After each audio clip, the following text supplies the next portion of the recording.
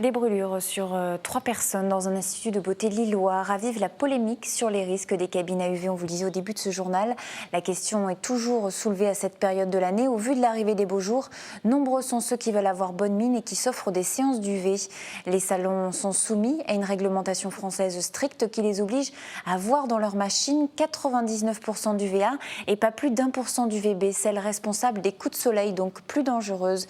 Mais la sécurité, c'est aussi la fréquence et le bon sens. L'utilisation nécessite d'être raisonnable et responsable. Écoutez les conseils dans un institut de Ouescal. On demande aux gens d'espacer au moins de 48 heures, c'est-à-dire que si j'ai une personne qui vient aujourd'hui, si je vois sur sa fiche qu'elle est venue hier, je la refuse. Elle ne reviendra que demain. On fait ça pour éviter les abus en fait.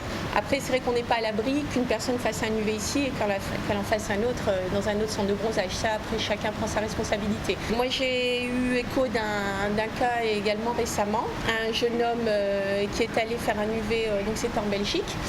Le problème de ce jeune homme c'est qu'il s'était couvert le corps d'une crème à l'aloe vera. Et c'est la crème qui n'était pas compatible avec les UV. Les gens qui ont un gros problème sous les UV, c'est parce qu'à la base, soit ils ont pris un médicament qui n'est pas compatible avec le soleil, qui est photosensibilisant, ou soit qu'ils ont mis une crème, pareil, qui n'est pas compatible avec le soleil. À préciser qu'il ne s'agit pas de l'institut où il y a eu les 3 cas de brûlure. C'est un institut lillois, on ne connaît pas son nom pour le moment.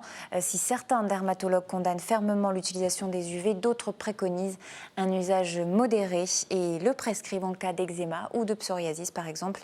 Ces UV permettent d'assécher les plaies mais en aucun cas ne les guérissent.